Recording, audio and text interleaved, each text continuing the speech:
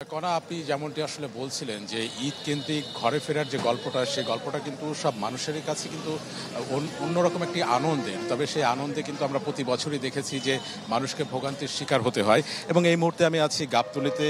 যে অভিযোগগুলোর কথা আপনি বলছিলেন, সেই অভিযোগ কিন্তু এই গাবতলীর যে চিত্রটা, সেই চিত্রে কিন্তু আমরা বেশ ভালোভাবেই লক্ষ্য করছি। কারণ যারা আসছেন তারা কিন্তু কাঙ্ক্ষিত বাসটি পাচ্ছেন, কিন্তু সেখানে কিন্তু ভাড়া প্রায় ৫০০ থেকে ১,০০০, অনেক ক্ষেত্রে ১,৫০০ টাকাও বেশি নেওয়া হচ্ছে। তো সেই কারণে কিন্তু তাদের একটা ভোগান্তির তৈরি হচ্ছে। পাশাপাশি আমরা দেখছি যে তারা সেই কাঙ্ক্ষিত বাস ছেড়ে যে লোকাল বাসগুলো আছে, যেগুলো এই ঈদের কারণে মানে ঢাকা থেকে বেশ কাছের দূরত্ব যেগুলো আছে সেখানে যাচ্ছে, তো সেই বাসগুলোরও বিকল্প পথ তারা আসলে খুঁজছেন। এবং এই বিকল্প পথ খুঁজতে তারা এই গাবতলী এলাকা জুড়ে মানে ছুটোছুটি করছেন। সেটাও কিন্তু একটি দুর্ঘটনার কারণ হতে পারে। কারণ গাবতলীতে বাস গাড়ি সব কিছুর চাপ এত বেশি এবং সেখানে মানুষের চলাচলটাও এত বেশি, যে কোনো মুহূর্তে একটি দুর্ঘটনা ঘটে যেতে পারে।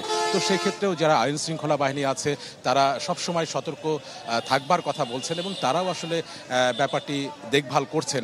যদিও মহাখালীতে কিন্তু আমরা শুনেছি যে একটি দুর্ঘটনা ঘটে গেছে, একজনের মৃত্যু হয়েছে। তো সেই ঘটনা যেন ঈদের আগে আর না হয়, সে কারণে আইন শৃঙ্খলা বাহিনী এখানে আছেন। এবং আরেকটি বিষয় বলি যে এখানে দীর্ঘ একটি যানজটের কিন্তু সৃষ্টি হয়েছে এই গাবতলী থেকে বেরোনোর যে পথটা, সেই পথটাতে। কারণ গাড়ির চাপ আছে, পাশাপাশি এই যে কুরবানির ঈদ, এই কুরবানির ঈদ উপলক্ষে কিন্তু মহাসড়ক সংশ্লিষ্ট জায়গায় কিন্তু বিভিন্ন ধরনের গরুর হাট বসানো হয়েছে, যার ফলশ্রুতিতেও কিন্তু এই যানজটের সৃষ্টি হচ্ছে। এবং সব কিছু মিলেই কিন্তু একটি ভোগান্তির মধ্যে দিয়ে তারা যাচ্ছে। কখনো বাস পাচ্ছে, কিন্তু বাড়তি ভাড়ার কারণে সেই বাসটি তারা উঠতে পারছেন না।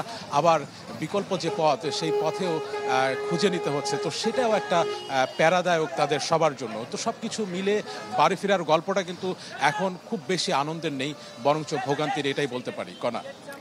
নীল, আপনাকে ধন্যবাদ। নীল মাহবুব আমাদের সঙ্গে দর্শক যোগ দিয়েছেন গাবতলী বাস টার্মিনাল থেকে, জানাচ্ছিলেন ঈদে ঘরমুখো মানুষের বাড়ি ফেরার খবর।